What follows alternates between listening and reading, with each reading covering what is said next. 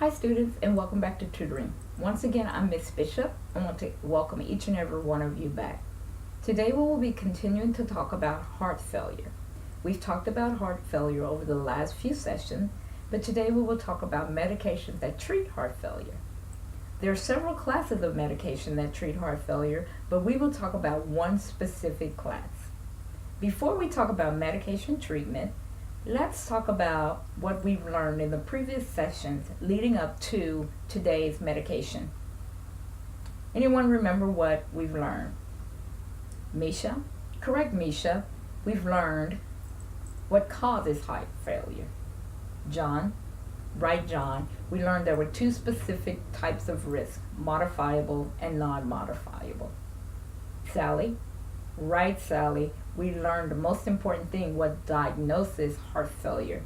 It's when the heart pumps insufficiently. It's unable to pump blood to the organ. Mike?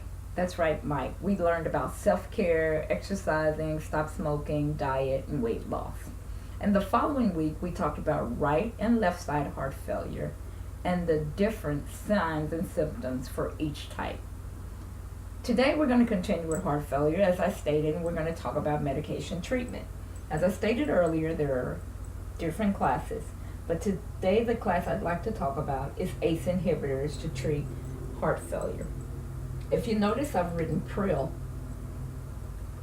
Anyone take a guess at why I've written Pril up there? Misha, very good, Misha, you've been studying ahead. Because majority, and I'm not saying 100%, majority of ACE inhibitors end in Pril. For example, we're going to talk about two different types of ACE inhibitors, captopril and lisinopril.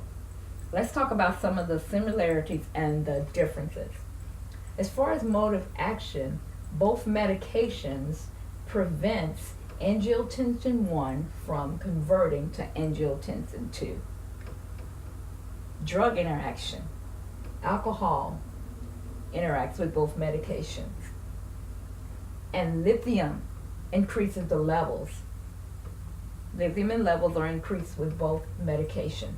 The difference is captopril has an interaction with digoxin and insulin and diuretics, whereas lisinopril has an interaction with allopril, which is for gout, and aspirin decreases the effect. Efficiency. Captopril is specifically for left ventricular dysfunction after MI, whereas lisinopril is used to treat mild to moderate hypertension for the therapy of congestive heart failure. Safety. For captopril, comparison with lisinopril, both pregnancy, but captopril, diabetes, and African American descendants. That's very important as far as prescribing medication. As far as lisinopril, increased potassium, renal artery stenosis. The cost. Captopril at Walmart is $34.82, but lisinopril at Walmart is $4. Walgreens, captopril is $29.93. Walgreens is $5.10. That makes a difference for patients. The expected outcomes are the same. Both medications decrease blood pressure and hypertension to decrease preload and afterload. If we look at our starting dose, captopril starts with 6.25 milligrams twice a day with a target dose of 50 milligrams 3 times a day. Lisinopril is 2.5 to 5 milligrams daily with a target dose of 5 milligrams twice a day or 10 milligrams daily. As I stated, we'll go more into this as we go into our different sessions.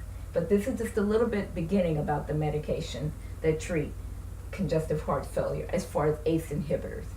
Any questions? Misha? Yes, Misha, we have considered all these different mode of action, drug interaction, efficiency, safety, cost, expected outcome, and starting dose when we prescribe medications with patients. That's correct.